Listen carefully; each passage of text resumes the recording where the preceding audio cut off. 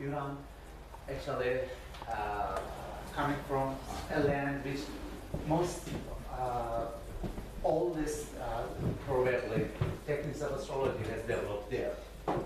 So today, actually, I've spoken from Iran Shah to you, and I'm really honored to actually talking with such an honorable guest here, Kenneth Miller, and the dearest Robert Kent. Is really great honor for me. Great opportunity for me.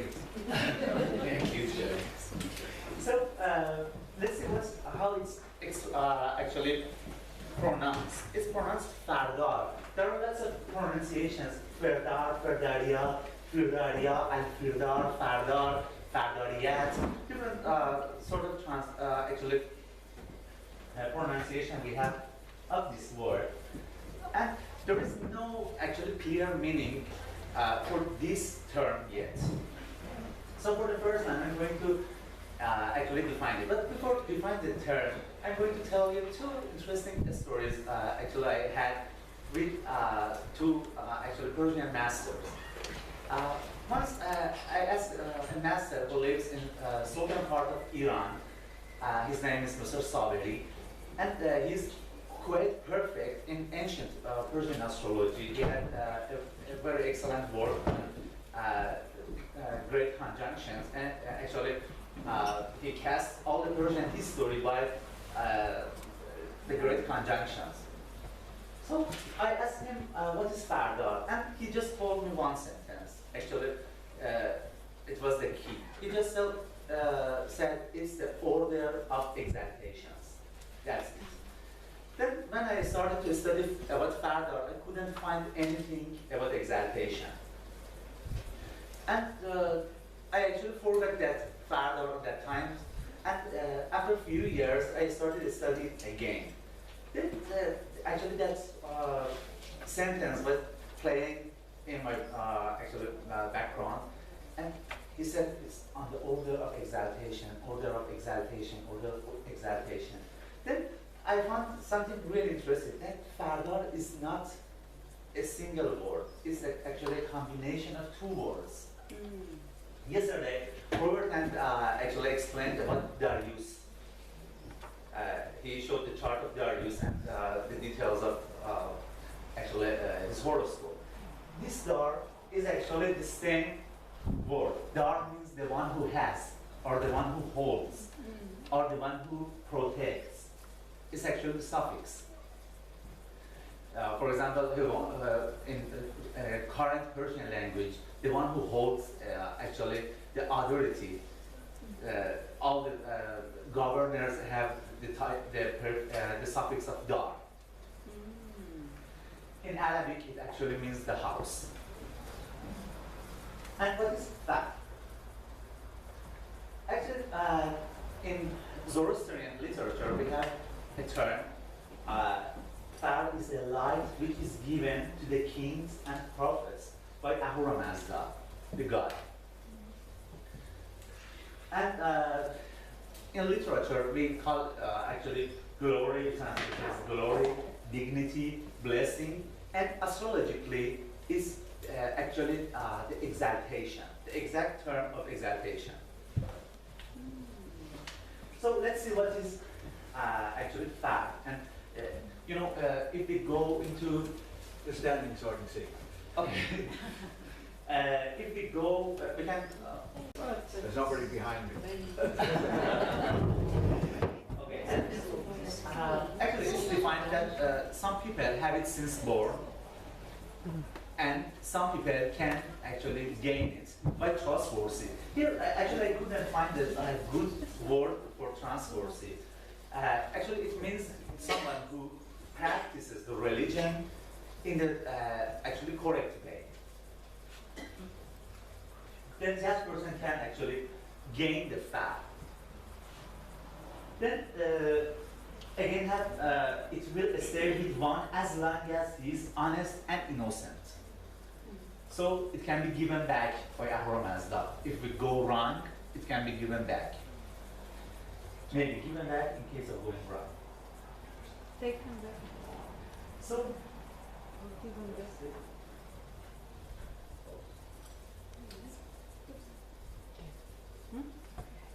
and yes, again we have different spellings of this term in different series of writing. In Abyssan literature, we have Huarna or Huaranga. It's a little bit hard to spell for today. In ancient Persian texts, we have Farna, which na actually is spelled from here, Farna. And in Pahlavi language, Huara and Huarag. In Manichaean, we have Farrah or Farrah or Farrah. And in Persian, Far, Fra, Huara, and Huara. It's interesting. Today, in Persia, we name the sun Khurshid, which is the same. And in Abyssan text, we have two kinds of far.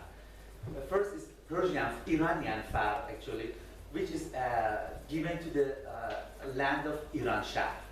I will tell what is Iran Shah. Iran Shah actually is a utopia of old Iran. This far is given by Ahura Mazda to protect the land, to actually remove the dishonesty, remove the drought, and give actually the prosperity and happiness to the land and protect actually that land. The other part, the other type of far actually is far of the kings, which is given to the kings to protect the people. So we have few kings who had far. The most famous one is Zoroaster himself. Actually, he was a prophet. But last night, we were sat beside the fire, and I was thinking, wow, fire is a fire. And interestingly, if fire is a fire, actually Zoroastrians were the keepers of fire. If you go to the Zoroastrian temples, you'll see always a fire is actually there. And in Persian mythology, it's said that before actually Zoroaster born, the fire of him actually goes like a fire to her mother. So her mother was shining. And the magus of that time, afraid of that, went to kill her. So they went to the house and they asked, what is that like? The mother says, it's a fire, I just actually burned the fire. They said, no, it's not the regular fire, we should see. They went and the fire goes to a tree, to actually some kind of plant. That plant called soma, or whom Vedic astrologers actually familiar with this concept of soma. Sounds a little bit like the burning bush in the ancient Testament. Probably. And then again, it said that actually it was on that ancient times, it was some creatures called Dev, which are exactly the devas. But devas in India are positive actually gods, and in Persia, after some maybe ideologic war, they turned to negative meaning as Dev, which have the, actually bad characteristics. So Jamshid, by having far, actually makes them go out of Persia, go out of Iran. That was the story. Again, we have another king who had far. His name was Qumars, sorry. Qumars had far, but he became so proud of himself that, oh wow, I'm the king. So far leaves him. Then actually Iran becomes, actually some war happens, enemy comes, and drought comes, dishonesty comes. These three terms actually happens in case of actually when the fire is gone, Avestan text. Then the Magus try to treat and find someone else who has Fard, or who is Fardar. Then they searched for 7 years to find a new king. And finally they found another one and replaced that king, so Iran actually reestablished. So you might have seen this symbol, which called Faravaha. This is the symbol of Zoroastrianism for today, actually. You can see in Pasargad, in Takht Jamshid, in center of Iran. You can see lots of such actually artworks there. And today for Zoroastrianism, they use this symbol because actually they found that every religion has a symbol. Islam has a moon and star, Christianity has a cross, so they need to have a symbol. They choose this symbol. But what is it? For many years, scholars thought that it's actually the symbol of Ahura Mazda. Then recently, a Persian scholar found out that there are two. One has a man, and one is actually only bald, winged bald. So it's, in my idea, it's the symbol of Fard of kings, and it's the symbol of Fard of nation. Iranian Fard and King's Fard. Actually, it's not my claim. Some other scholars actually started to define this, and they said that it's a symbol of Fard. At the end of Sasanian era, so see, in the first part, in specifications of Fard, I told that it's a light which is given by God. So it has a very, deeply spiritual meaning. So it means that if you try, you can reach the God. You can be you can actually follow the religion, and you can prosperous. But in the end of Sasanian era, they found out that actually it's not working. If I pray a lot, I cannot be prosperous. If I actually the religious activity cannot bring me prosperity. So they found it. Okay, what I can do now? Nothing. It's a kind of actually determinism. So what can I do? Nothing. Then astrology tried to find a solution for these things, and magic as well. They tried to find I have lots of interesting things about that magic. People, for example, found out that king or that person has Fard. How they could find? Probably by astrology. And they tried to steal that Fard from that person. It was, for example, king. He had Fard, and his brother tried to steal that Fard. How, I don't know. Then he actually escapes. They went after him. Then actually he asking every person about his address. Have you seen such a man? Everybody said, yes, we saw that man, and it was a ram walking behind him. So one of the people asked, what is that ram? The brother answered, it's my brother's Fard, and it's trying to reach him. And we have a little time to catch him. Otherwise, if the Fard reaches him, he will come back. And maybe this happens because that brother comes back and conquered and gain the government again. So at the end of actually Sasanian era, we can see that astrology as a is not only something related for the actually it's not only royal astrology, but people also and nobles also can use astrology. So this belief actually develops that we should find someone who has Fard. They were looking for someone who has Fard. So they developed something named Fardar to find that person. And we can see we have mundane Fardars as well, because they were expecting to find a solution for the government, for the nation, for the states. So simply, Fard means dignity. So there's something I need to tell you.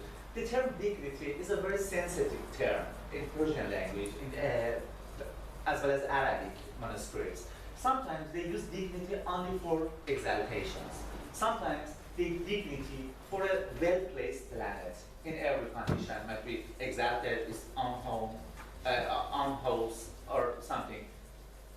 It really depends to that script. For example, in some script, they use house as sign. They write house, but they mean sign. Sometimes they write sign, but they mean house. It's really sensitive and depends to the text, to the time it's written, and many other things. And yes, it's in Persian literature that exactly translated to exaltation.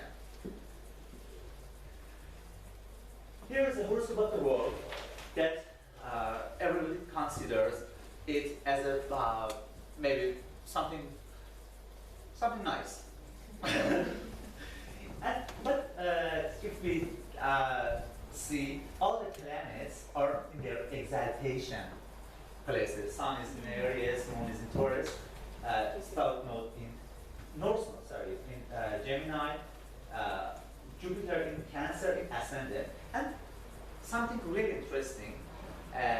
Back in a work named Bundahesh or Bundahis, it's written that Jupiter is placed in Azarag mansion of Moon.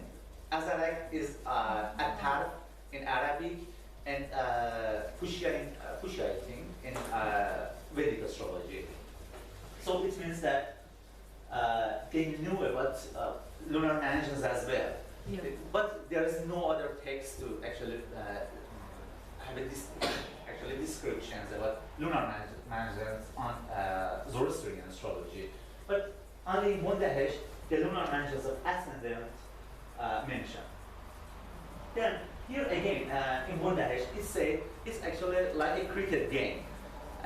It's a battlefield of Ahura Mazda, the god, and Ahriman, the demon.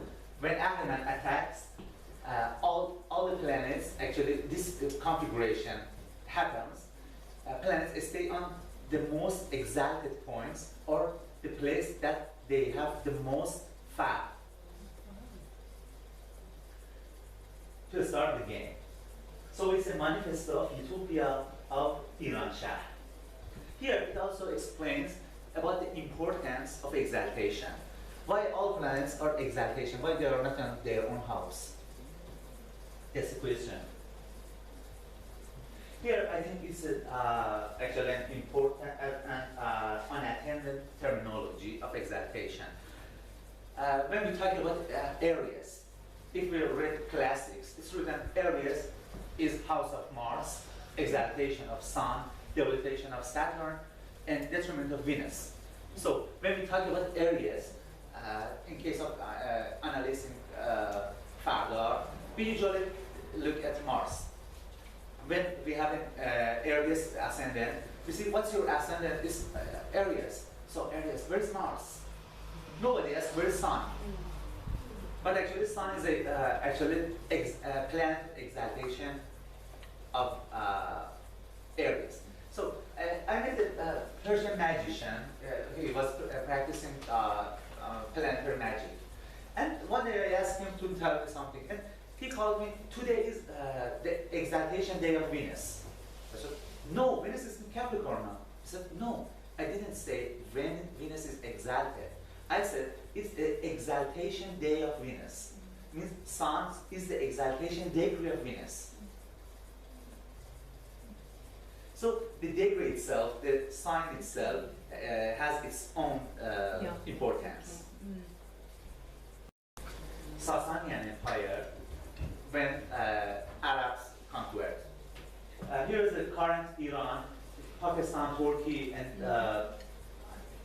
here Iraq and Turkey, Pakistan, and Afghanistan. Here, this area is the actually. Fertile Crescent, is that it? The Sorry? Fertile Crescent, where the rivers meet. The Fertile Crescent, where the rivers meet. The foundation of the Persian Empire. Tigers get traded. Yeah. And here is the Persian Gulf and Caspian Sea. See this area, actually, here is actually the border of Iran and Afghanistan, Balkh, which Abu Mashar, actually, the birthplace of Abu Mashar. And this area called Khorasan. Khor means the sun, Khora, Fard, actually the sun, and Khorasan, Asan is ascending. The ascending place of the sun. So here was the main meridian of Persians. And this area was system birthplace of Zoroaster. And we have a Persian epic named Shahnama. In Shahnama, actually, all the things happens in this area. The most important warrior of Iran called Rustam, which is something like Arjuna in Bhagavad Gita, who was actually the warrior of Sistan, this area. So something like near these places, it was actually the oldest observatory of Iran called Kangdesh. And yes, we will tell you something more interesting in the next slides. So let's see how many sources we have about Fardar. We have several sources about Fardar.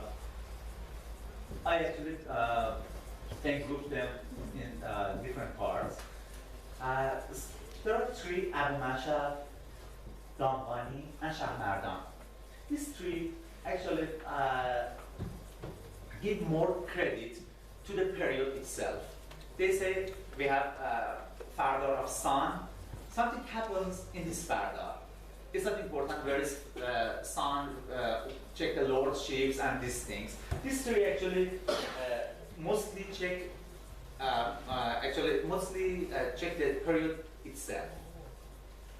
Abu Mashar actually talks about terms and bounds, but these two no actually. Then we have some astrology practitioners. You know, there is a problem with ancient, old texts, not only ancient, old texts, that they are not practical. You know, they don't have any example how they did these things. But these two astrologers, Alishah Bukhari and Aznavi, have very beautiful examples in their work. Then Ehsan, Biruni, Abu Nasr Qomi, and Jompuri. These four astrologers have four different distinct works on Fardar. But these two and these three actually are more actually spent on this topic. And finally, I wrote Ezra here because I couldn't find his work. I haven't read it, but I know it exists. Then something about John Puri. He has a work on work named Zij Bahadur Khani, or Ephemeris of Bahadur Khan. It's actually written in India, and it's the last Persian astrological work written by an astrologer himself. It's not copied by others. It also includes lots of Indian things, many information about Jyotish, lots of old Persian techniques, as well as he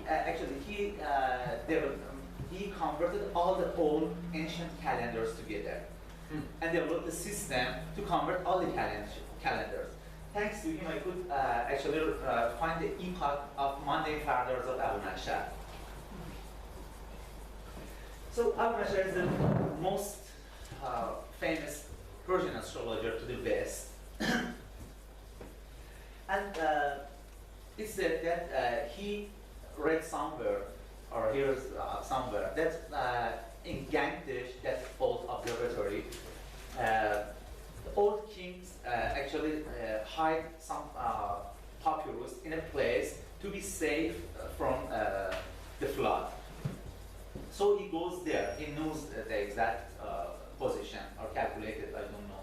He goes there and finds the manuscripts and got them translated from ancient languages, maybe Old Pahlavi or something. And then he found a book named Ephemeris of the Kings. There it was written few formulas about epochs, and he said there was a cycle of 360,000 years, and under this cycle, actually, at the middle of this cycle, after 180,000 years, the flood comes.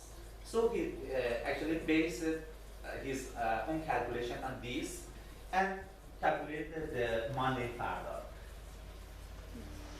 He actually worked on great conjunctions, Fardar, thousands, cycles, and progressions. And he says actually to predict something mundane, you should consider all this together. So Fardar is only one part. Yes, here is the actually very nice point. Here is the Japan, which is the farthest point of ancient world, and here is the Canary Islands in Africa. And if you go in the middle of this, we reach this point. It's the, you said it was the meridian of the My home, ancient actually. world. Yeah, it's my home.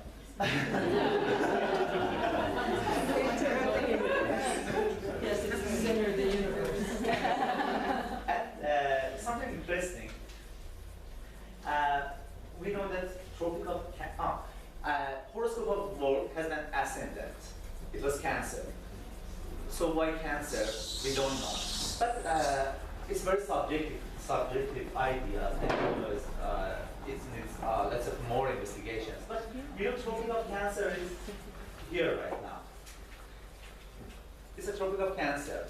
So is it possible that before on something like 1,700 before Christ, it might be tropical Cancer, maybe progress from somewhere like here. Is it possible? You're talking about the distance of tropical Cancer from the equator? The obliquity Yes. of the ecliptic. I don't think you can calculate the obliquity of the ecliptic probably back this far. I don't know what the value would be, but there is a considerable variation. I'd say probably in the order of plus or minus 5 degrees, more than, larger than that. That's a ballpark estimate. Thank you. Very small difference. And it's, actually, it was a meridian that Persian people were using. So we have different types of Fardar. Previously, I defined 2 types of Fard. Fard of kings and Fard of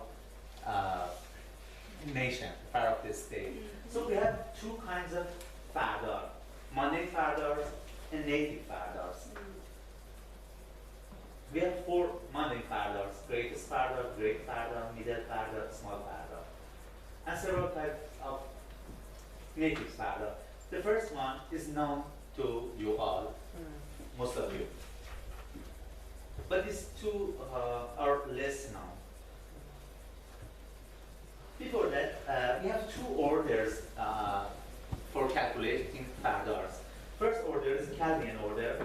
All you know first is Saturn, then Jupiter, Mars, Sun, Venus, Mercury, and Moon. But the next order is actually less known. It's order of exaltations. I mean, Sun is exalted on Aries, then Taurus, and Moon, then Gemini, and North Node, Cancer, and Jupiter, so on. And there is lots of interesting information which reveals us the order of nakshatras in Vedic astrology.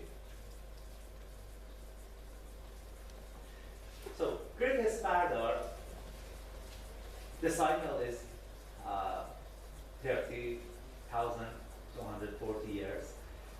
every period is 360, and we have a sign and we have a planet. The first it starts from Aries and Saturn for 360 years, and then Taurus and Jupiter, Gemini and Mars, and it's cyclical. After 12 cycle, it starts Aries in Saturn, Taurus and Jupiter, and it repeats. We have middle Fardar, 675 years, and each period is 75 years. It's on order of exaltation: Sun, Moon, North Node, Jupiter, Mercury, Saturn, South Node, Mars, and Venus.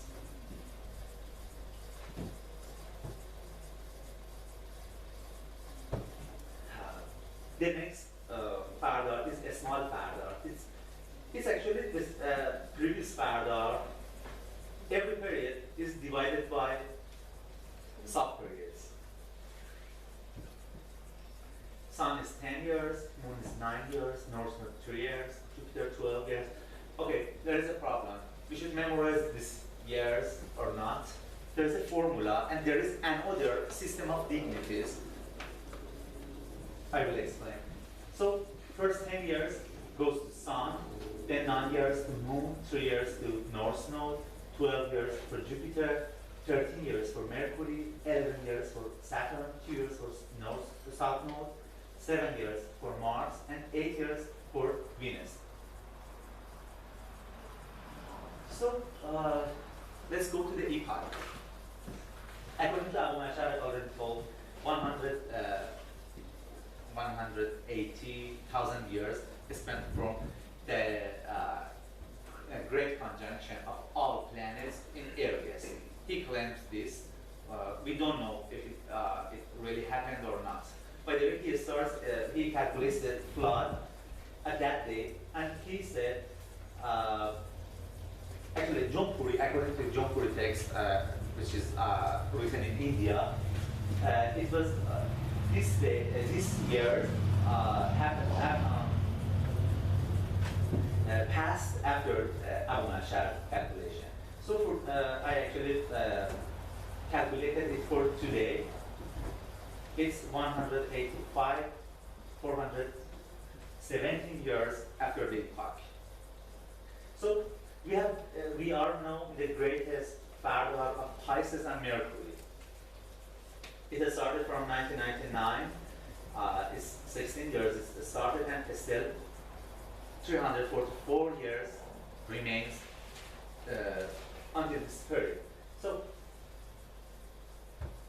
the next Fardar is Great Fardar. We are in Great Fardar of Aries, and it's only 1 year it started. The starting point actually is the vernal equinox.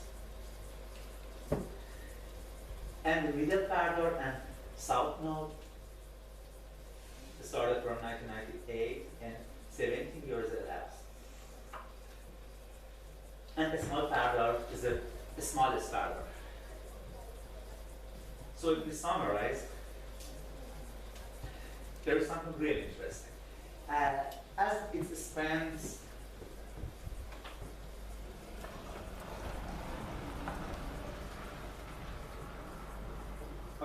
as it's spent 180,000 years, the great cycle of progress is on something like 6 degrees of Libra.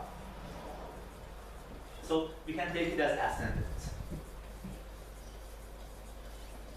If you take it, actually the greatest solar progression as the ascendant, we have a Libra ascendant and greatest Fardar of Mercury and Pisces. Actually, I'm not deeply involved in money in astrology, but there are some little things worth to say. In 2002, I think the euro is established, and slowly by the same time, some economic disasters happened in the USA, and then actually it started from USA and the Greece and something. It was Mercury debilitated, And in 2040, it was Aries and rise of Isis. Then, at the morning, Robert Hand explained about the relation of Venus and Arabs. The small Fardar of Venus just started in 2008, and it's 2008, and actually in 2008 or 2009 it was Arabic Spring. And again, if we have the Libra ascendant, Aries will be 7th house, 1st house, 7th house, and we have Mercury in Pisces. Mercury does not have any gender, as you said tomorrow, and we have same-sex marriage legalized in 2040. Does it make sense? So actually, it's very basic observations, and you can actually develop it more. So let's go to the native Fardar. We have 3 methods of native Fardar. I will explain one by one. The first one is most known method. Okay, for native Fardar, we need to check whether the person has a diurnal birth or nocturnal birth. If it's on daytime, we start from sun. Otherwise, it starts from moon. Then the order is on Chaldean order, and north node and south node will be at the end. You know, there is a misconception, misunderstanding of Bonati's work, which considered it cyclical. So many thought that the nodes for the nocturnal birth should be here after Mars. But it's not mentioned in any Persian or Arabic work. So you can find this table, all these tables actually on the internet, and I will give a PDF copy to Anna to put on the website. What's the second column? 10 years and 10 what? Cumulative. 10 some. How old you'll be. Oh, how old you're going to be. Yeah, yes, the second was the age. Okay, let's see how these years actually associated. We have some 10 years, 8 years. Actually, I found a relation between the years. We have 10 years for sun and 9 years for moon. The greatest, actually, here is the order. Jupiter has the greatest benefit, has 12 years. Saturn has greatest malefic in the next order, will be 11 years. Then they are luminaries. Greater luminary will be sun, 10 years. Lesser luminary will be moon. And then lesser benefic Venus, 8 years, and lesser malefic Mars, 7 years. Actually, it's something I understood from a work of Alishah. He didn't explain it like this, but it's my subjective actually interpretation. I'm not sure whether it's the exact term they used or not. So I don't know what's the reason behind Mercury to have the longest period, and what about nodes? I don't know this part. But actually, whether it's actually what they taught or not is a good way to actually memorize the periods.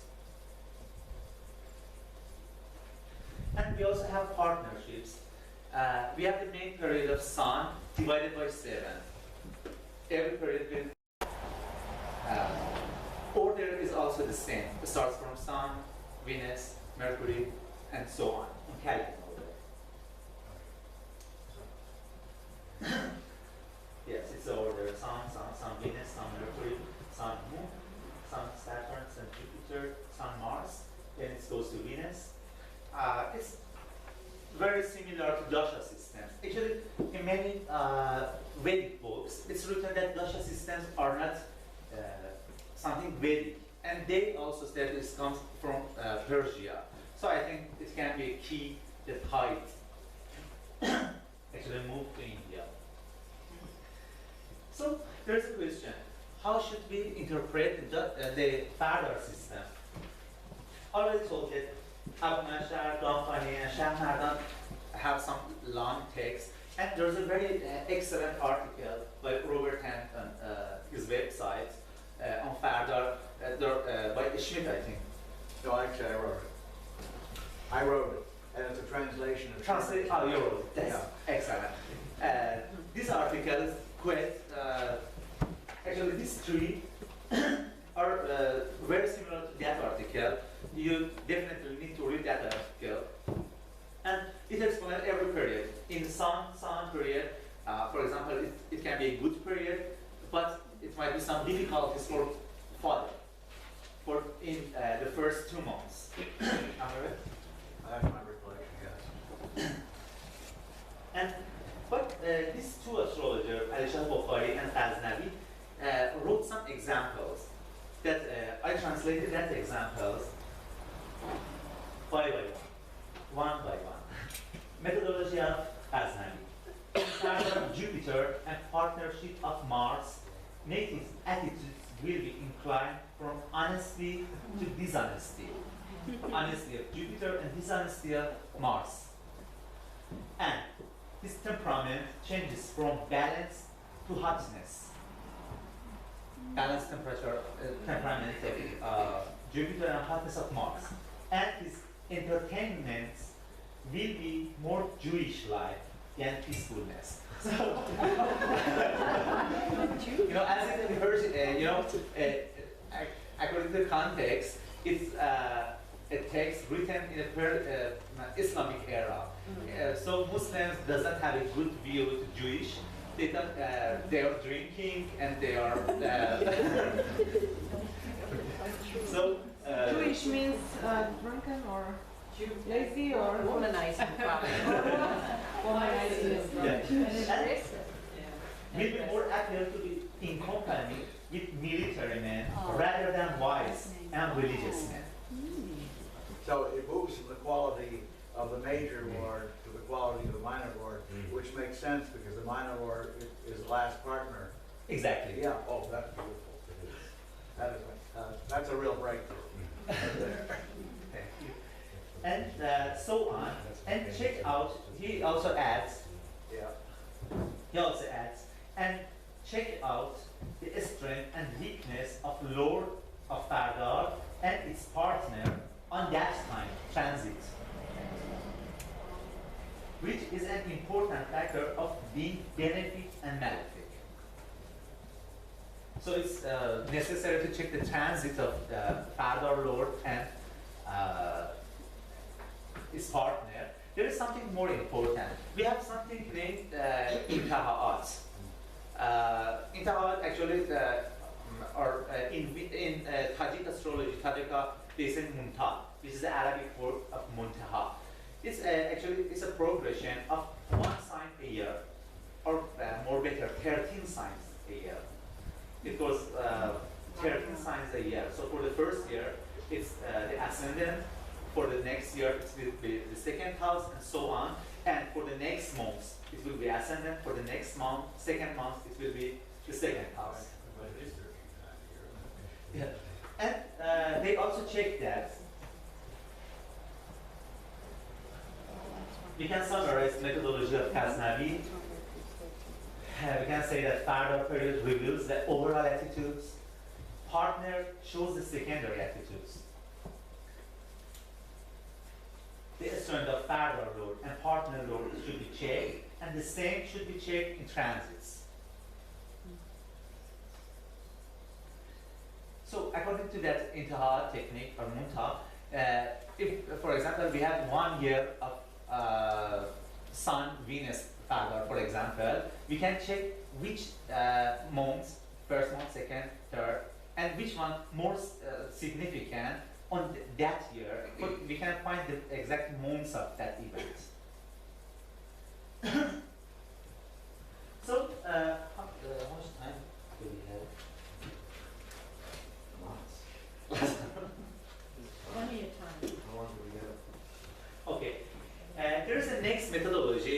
done by another astrologer. He gives a sample horoscope, but unfortunately, I had more than 20 copies of his work from different places, but no one had actually drawn charts. So I could only rely on the few information he gave on his text. He said, he talks about a friend. He wrote, "A friend of mine is a Libra, and Mercury is trine Saturn, and Mars is weak." Then he starts to interpret the whole Fardar of Mercury. When he became 19, Mercury Fardar started, and Mercury was well placed and lively, and in trine with Saturn. So he had the desire of travel and serve the father as well, because Saturn signifies father and happiness. Okay, Saturn, as we have a Libra ascendant, Saturn will be the fourth lord, which is the house of father, and as well as fifth lord, which is the house of happiness. So Mercury is a 9 and 12 lord, so he has a desire to travel. Then Mercury and Moon period, and the next year, actually it's the next year, the travel happens because it's the Moon, and Moon is the planet of movement. And he connected to novels in a scientific way because Moon is the 10th lord. He himself mentions that as Moon is the 10th lord, he connects to the novels. And it's scientific maybe because of Mercury. Mercury is the planet of teachers. Then he goes to the Mercury and Saturn. And when partner becomes Saturn, he met wise men and started learning astrology. In many Persian texts, astrology is actually associated to the fifth house. Fifth house of learning. And Saturn is the fourth and the fifth lord in trine with Mercury. It's also in trine with Mercury. Mercury is also the ninth lord, and it's in trine with Saturn, which is the fifth lord. Again, in Mercury Jupiter, and with Jupiter partnership, he decided to come back and came back at the end of the year. I don't know why he actually has such a conclusion, because we don't have the place of Mercury, Jupiter at that time. We only know that Jupiter is the third and sixth lord. Do you have any idea, Robert? Do you have any idea? No. So, and this one is very interesting. It's Mercury and Mars period. And when Mars partnership comes, as Mars comes with Saturn, probably transit, and I, which is actually the astrologer himself, and I asked for the money my dad lent to his dad, which was $700. Sounds strange, translated into American.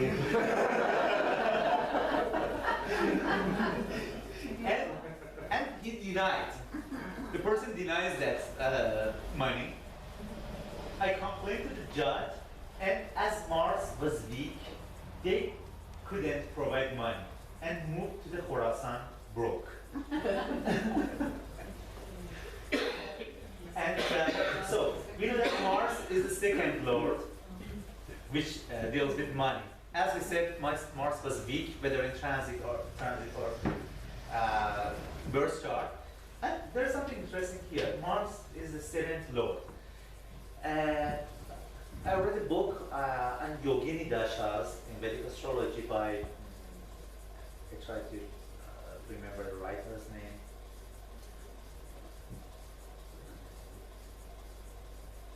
VP Gold, I think. There it's written, if the Mars is the seventh lord or is placed in the seventh house, in Dasha of Mars, Yogini Dasha of Mars, the person will be forced to move. And in ladies' chart, if in this latest charts, if they have Mars in the seventh house or ruled seventh house ruled by Mars, in the Dasha of Mars, they will move because of their Rasta. So the same happens here, and they move to Khorasan, the ascending of Sun. Is it possible that Mars is the lord of the seventh, that he went and literally complained to the judge, so that is an open enemy, and that's an indication of a lawsuit? Which is Perfect. the seventh. And what is it?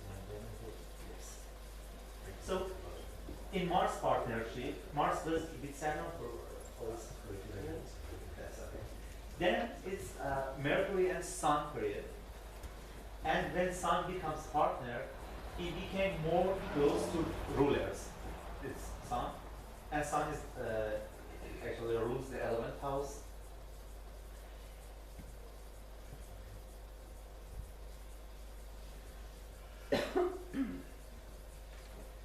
Rulers and famous people, yes.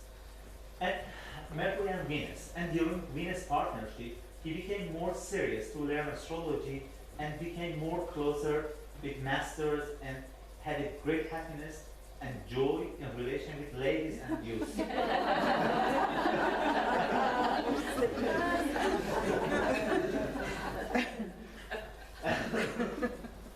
So, as a conclusion, we can say he takes the signs ruled by Fardar, Lord, and partner should be considered. The aspects of Fardar, Lord, and partner, as he said, Mercury was in trine with Saturn. And again, natural significations of the planets also considered in case of Sun and Venus. So, there is another technique which is not mentioned. I told this story that the old master told me that it's on order of exaltation, and I explored the whole National Library of Iran and couldn't find anything until I found a page in a very anonymous book which explained about this technique. It's on order of exaltation, and then partnerships on spiritual order, spiritual order. And it starts from ascendant. Interesting. He has an example. He says, consider we have a Cancer ascendant, so we should start from what? Jupiter. Yes. Oh, okay. We have 12 years of Jupiter, then it goes to Mercury, because Leo is not the exaltation sign. It goes to Mercury, it goes then to Saturn, and so on. But there is a problem here. What in case of Leo ascendant? He didn't explain. What in case of, for example, Aquarius? He didn't explain. Maybe the sign after that, maybe for Leo, we should start from Virgo. But I'm not sure, and there is no more sources. And this technique is also, I never had practiced this technique, so I don't know if it works or not. But actually we have only text. So it's the order: Aries and Sun, Taurus and Moon, Gemini and North Node, Cancer and Jupiter, probably Leo and Virgo, should be Mercury, Libra, Saturn, again Scorpion, Sagittarius, because the Scorpion is not the exaltation sign, and South Node, and Aquarius and Pisces for Venus.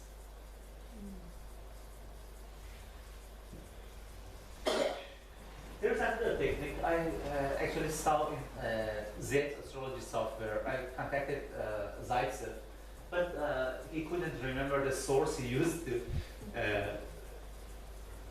develop. And it's on actually separate or Chaldean order again, but it starts from the ascendant. For example, it's the Aries ascendant, it starts from Mars instead of diurnal and nocturnal lordship. And it's the order to be Aries and Mars, Venus and Taurus, Gemini and Mercury, Cancer and Moon, so on. So, we have a very interesting question. We have Untitled Dasha.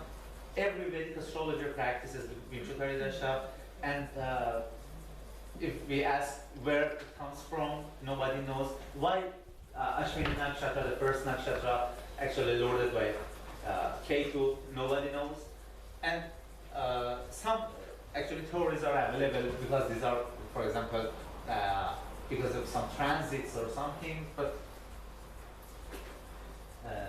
they were not actually satisfying. First, we have a verse of Bhagavad Gita. Whatsoever a great man does, the same is done by others as well. Whatever stands, he sets. Whatever standards he sets, the others follow. Actually, Case Tarak mentions this verse when he defines Panchamaha Yuga, 5 combination of great men. So, Panchamaha Yuga is a combination of Vedic astrology. If any of 5 planets are in the 10th house, or in the Kendra house, angular houses, exalted, or on their own house, or in Mulatari Kona sign, this Yuga can be found. And it gives lots of the full signification of that planet to the person. They call Panchamaha 5 great personalities. So it actually reminds me 5 types of Far mentioned in Shahnamah, the Persian epic. They have Far of warriors, Far of teachers, Far of Mubats or Magus, Far of art, and Far of one more. Far of wise men. These are 5 find that Far in Persian literature. That way it makes sense. Baby Bahari says if a large number of planets are in exaltation Mulatari Kona, their own sign, the incarnating soul is considered more major. So they have some text, if you have 3 planets, you can become a king. You have 4 planets, even you are in exaltation. So if you have 4 planets exalted, you can become more than a king. If you have 7 planets exalted, you will never die. And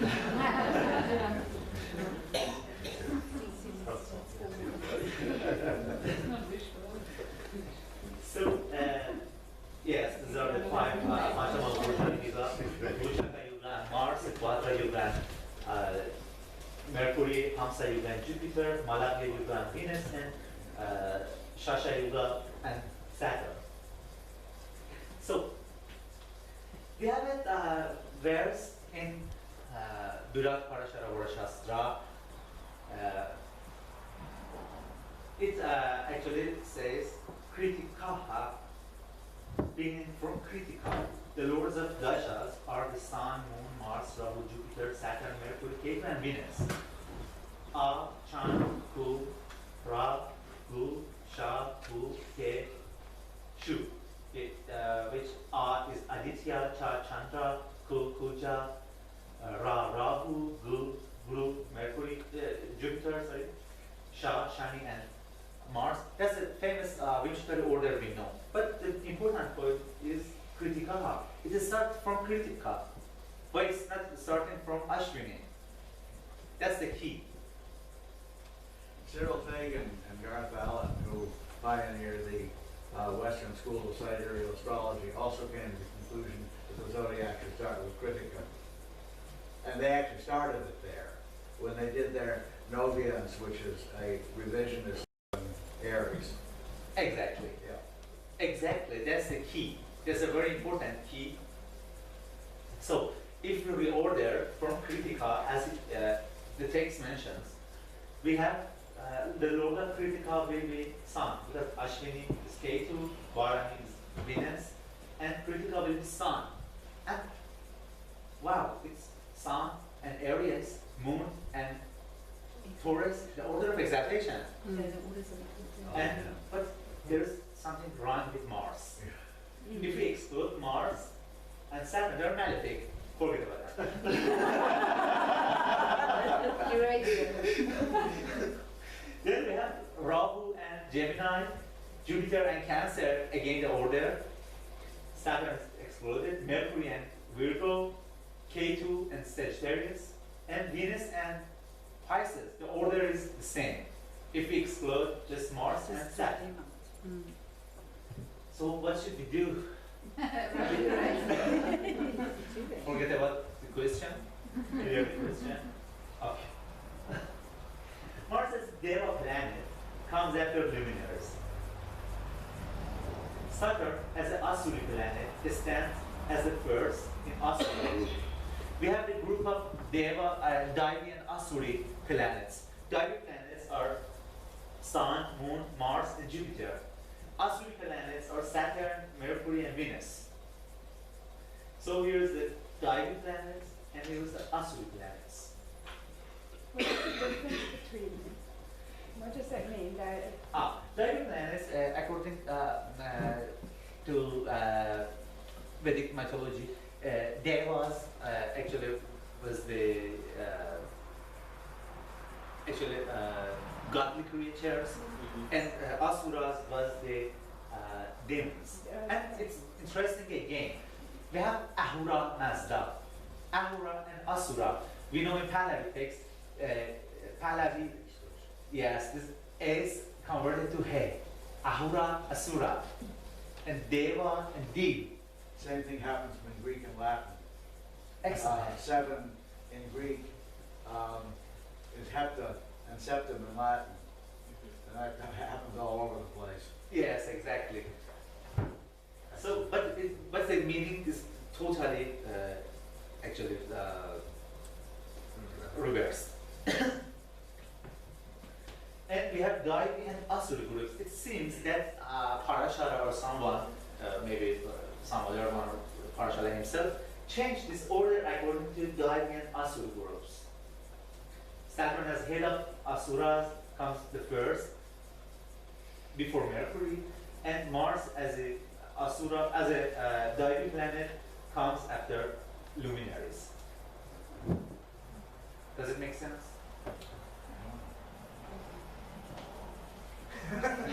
He's looking for your blessing. Back up the slide. Stand up here. Back up the slide. Okay. Mars is misplaced and Saturn is misplaced. Now go to the next slide. Next Go slide. forward. Next Forward. slide. Aren't they in the same place? I'm not just looking. Well, they're in the same place, but what he's saying is, he's saying the Deva order and the Asura order makes more sense. 'Cause Oh, that okay, would rather be than Asura pure friends. exaltation order. Yeah. Got it. Okay, yeah. Tonight I Yeah. have something else to show you. Oh, Another. sure.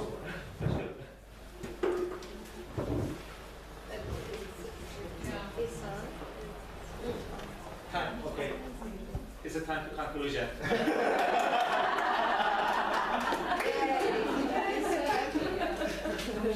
So,